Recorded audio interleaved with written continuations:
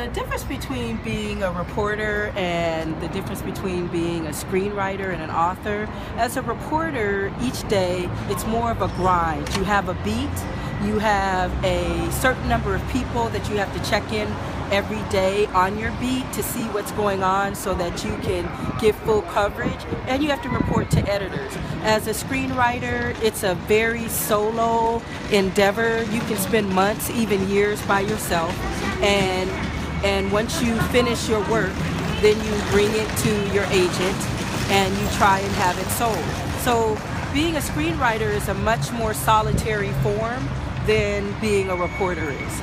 And being an author is another solitary form that you spend years writing alone in your room and crafting your story and developing your characters, and there's no one else around and there's no one else to bounce ideas off of. Being a writer on a television show, when you're on a television show, the biggest thing is you write with a group of people and you sit around a table all day telling jokes, literally. And sometimes you're telling jokes for 14 to 16 hours and you're trying to develop the story with the jokes, and it can become very, very tiring, and at the same time it's rewarding because you know that you're making people that live in your country laugh. And that's what we do as artists. We want to bring joy to other people and bring them a range of emotion that ultimately brings them joy. So that's the difference between being an author and being a screenwriter and being a writer in a room.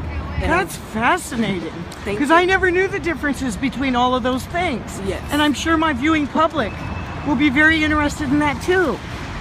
So tell me about some of the TV shows that you've worked on. I've written for Tyler Perry's House of Pain on TBS, and I've written for Tyler Perry's Meet the Browns, which is on TBS. I've written for Showtime. I've written for Black Entertainment Television, BET, and I've written for a lot of cable shows, including HBO Europe, where I did a film that was set in the 1950s, and it was picked up by HBO, and it was shown in Europe. Wow. So it's a wide range of materials and genres that I've had an opportunity to write or produce for. And tell me about the HBO film.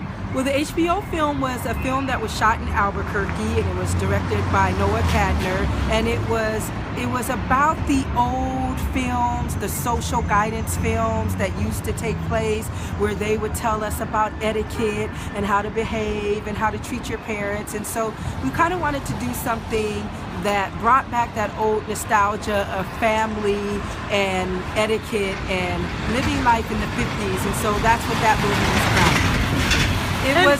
It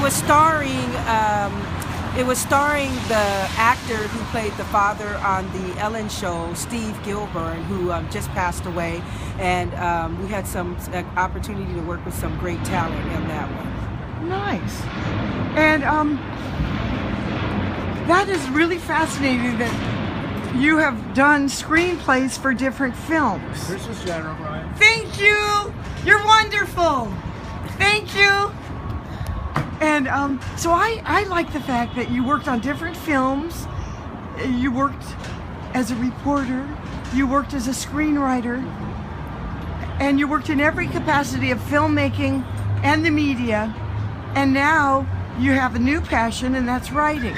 Yes, my new passion is being an author, because the limitations that you have when you're a screenwriter, a lot of what happens with what we create in the room is what we call it. A lot of what we create in the room as television writers, it doesn't even make it to the screen, because the network gets involved. We have executive producers that get involved, and they change the material, and so a lot of it, really, your original voice is not retained. And so what being an author, and especially an independent author, it gives me an opportunity to share a phenomenal story and share it in the voice and the tone and in the manner in which I intended it. In television and film, they take most of what you write and what you say, and they make it their own. The people who buy it, they own it. So it's not yours anymore.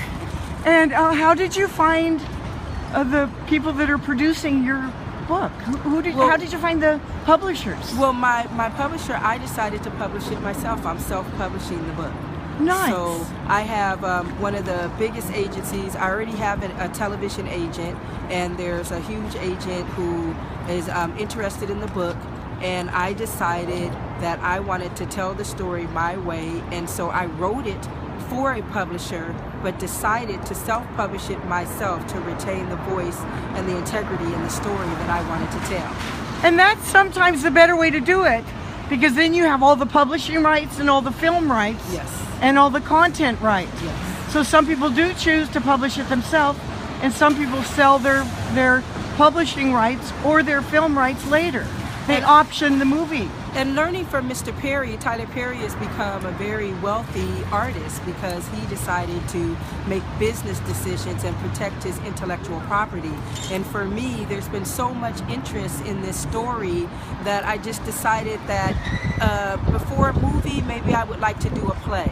And then after the play, maybe perhaps a screenplay. So I decided that I would take Tyler Perry's steps and go out on my own and believe in myself and actually bring it to the public myself. How neat.